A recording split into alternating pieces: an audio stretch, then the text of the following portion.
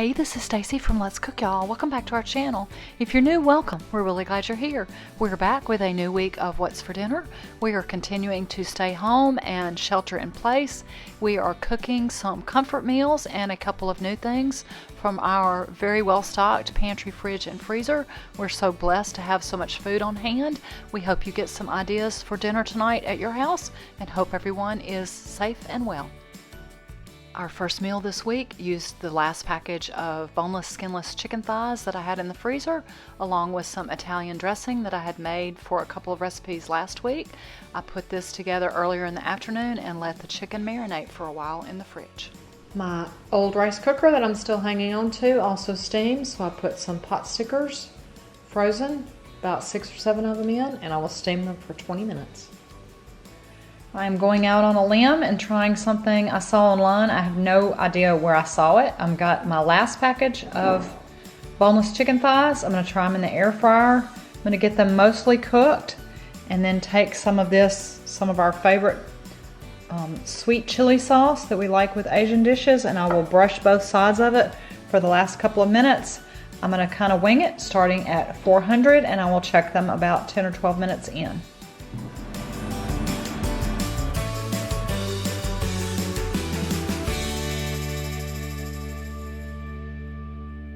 Salt, pepper, some soy sauce or liquid aminos or coconut aminos. And then I'll finish them with some sesame seeds. 10 minutes at 400, 3 minutes on the first side with the sweet chili sauce, and then put them back for 2 or 3 more minutes on the second side. So 14 to 16 minutes total. I think we're gonna call these air fryer sticky thighs, and fixing to taste them. We'll leave a comment if they're any good or not with the sweet chili sauce on them. I didn't bread them or do anything other than marinate them in a little bit of Italian. Did some pot stickers in my rice cooker. I'll also leave instructions on how long you steam them. I think it's just like 3 or 4 minutes if you've got an Instant Pot or a pressure cooker.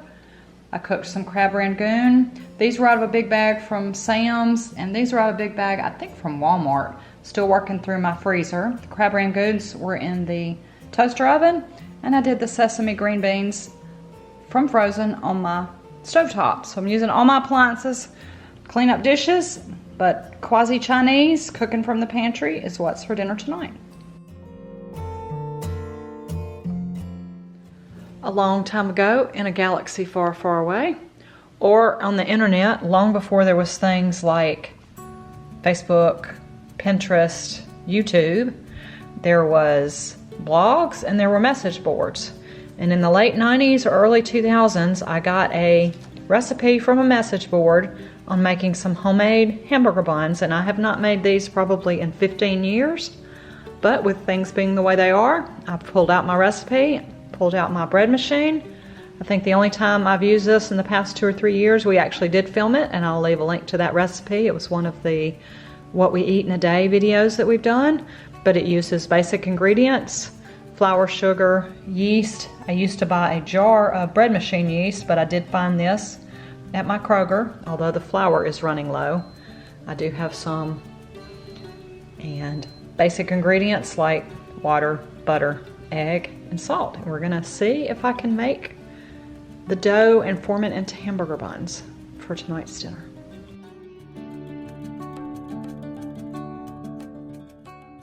Wet in the bottom, dry. I made a little well. 1 packet of yeast is only 2 1/4 teaspoons, and this recipe calls for a tablespoon, which is 3 teaspoons, so I am gonna have to open a second pack of yeast. If you have a jar, you can just measure it out.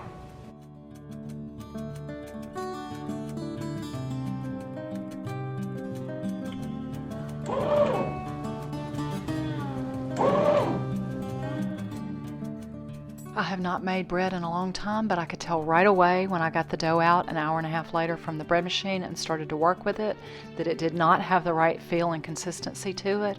I don't know if it was the Kroger brand yeast, which I did find at my store since the pandemic began, or if it's because I used all-purpose flour and this recipe probably needed bread flour. I do now have bread flour, and I actually, thanks to a very dear friend, do have some yeast, so I will be trying these again. They weren't bad, they just did not have the consistency and rise the way that I was expecting them to, we did go ahead and eat them. But I took the dough out and worked it until it felt right with a little flour, and then cut it into 8 pieces and formed each one into a bun shape. If you've watched our What's for Dinner videos before, this is something you've seen many times. I don't know about y'all, but with everything going on, I'm still drawn to comfort foods, and especially to foods that I know how to make with little thought. This is something I do all the time when I have sweet potatoes, and now that I'm very comfortable with my air fryer, I take 2 sweet potatoes and peel them, cut them into uniform chunks, put some olive oil, salt and pepper, and most of the time I use Italian seasoning and a dash of red chili flakes. I get everything on there, the seasonings, the olive oil, toss them around and coat them, and then cook them in my air fryer. Pulling from the pantry, I had some really grainy stone ground mustard. This is another recipe that came out of the archives. We haven't made these in a long time, but these are some turkey burgers with the grainy mustard and some honey. I'd be glad to type up this recipe and add it to our database on our website if anyone needs it. The only thing that I leave out is dried or fresh rosemary. Tim is not a rosemary fan, so basically it's just the honey, the mustard, and some salt and pepper.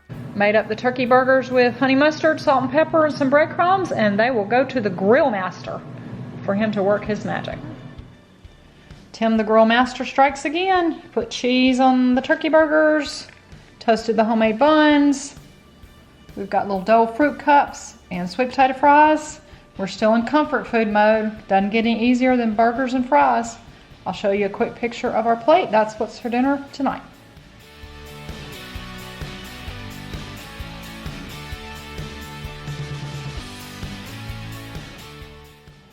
Tonight's dinner is neither inspiring or creative. Sorry about that. I'm sure everyone knows how to do grilled cheese and tomato soup, but it fits all of my criteria. It's comforting during everything going on. It is something I've got in the pantry, my last can of tomato soup, and we've got bread and cheese coming out our ears, and it's extremely comforting for me. So that is what's for dinner tonight. Going to do the last of my waffle fries, this big bag from Sam's Club, in the air fryer. I do them at 2 different temperatures. I'm going to start off on 360 for about 10 minutes and then bump it all the way up. My air fryer goes to 400 for about 6 to 8. Over on our Let's Cook Y'all Facebook page, way back on March 22nd, I shared some easy meal ideas. I had not actually tried any of them. And if you'll notice right here, I actually spilled a whole lot of the pineapple juice on my countertop. Klutz. But this is one of those. It's for an easy Hawaiian barbecue chicken sandwich. Rather than cooking the chicken in the crock pot from fresh or frozen, I had some already cooked rotisserie meat in the freezer, so I just used that with some seasonings and some barbecue sauce. But I do have that typed up. We've made it now, and I'll leave a link. It's easy to do with just a few simple pantry ingredients using some of the buns that I just made. This one was really easy, and this is the second part of the air fryer potatoes. I bump them up to get them crispy.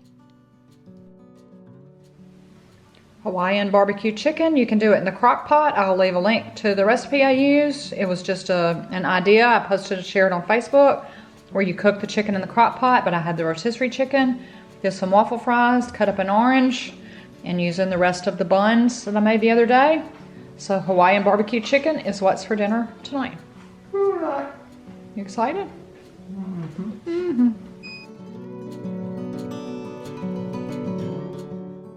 I'm so thankful to have a well-stocked freezer, although I'm making a dent in it. I did take 2 chicken breasts out to thaw and put some salt and pepper on them, and then I used the rest of this zesty Italian that I had used probably last week and marinated them and let them sit in the fridge for a while, and then Tim put them on the outside grill for me. It's been a while since we've had a salad, but I got some produce from a local farm, and we are going to make a big salad. Tim's got some chicken grilling, got a lot of toppings. We've already got croutons, nuts, craisins. I have cucumber, Tim has tomato. We've got cheese, carrots, radishes, bacon bits, olives, cauliflower, and red onion. And I'll show you a picture of our plates with a big salad and some grilled chicken. I included this quick clip of Tim slicing the chicken so you can see just how perfect it is. How's it look? Perfect, girl master.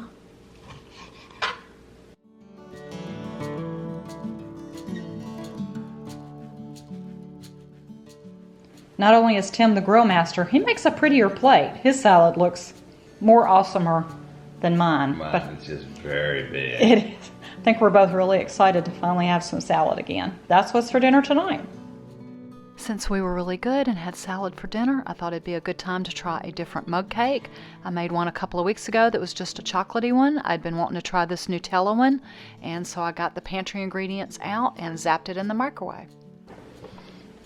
Came out a little better than I thought. We're going to try it with some vanilla ice cream and see.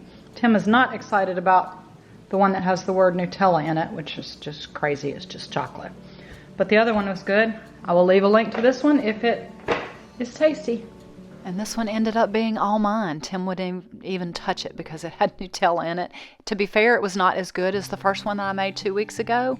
It was good though, and I ate it, and he just had plain vanilla ice cream for dessert. If somebody wants a link, I can send you the link for it, but we probably won't make this one again.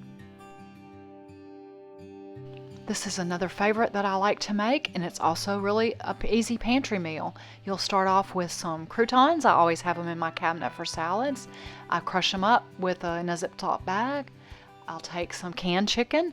If you don't have canned, you can use rotisserie or just cook some. You'll need about a cup. This was a big can from Sam's, so I kept the rest and made a little chicken salad for my lunch. The rest of the ingredients are softened cream cheese, butter, milk, and some seasonings. We do have a separate video on this, and I'll leave a link to that as well as to the recipe. You mix up the filling, and then since they're called chicken crescents, they go in a can of crescent rolls. So what you do is take them out and separate them into 4 rectangulars, pinch the seams together as best you can, and then just plop the filling in the middle. You're supposed to roll them over, but I've found through the years of making these, I make them more like a square box or a present, like I'm wrapping a present.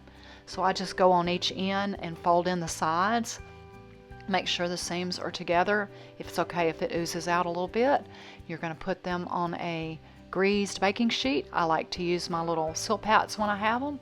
Brush the tops with melted butter, and then you'll put those finely crushed croutons on the top, or any breadcrumbs or anything you've got, and put them in the oven to bake. The chicken crescents bake at 350 for about, the recipe says 20 to 25 minutes, but I'm gonna check them about 12 to 15. In the meantime, I'm going to try something new. I'm going to mix butter and beaten egg and dip some cauliflower in it, and then dip the drained cauliflower in Italian breadcrumbs and try to air fry it for a breaded cauliflower from the air fryer. Ay, ay, ay.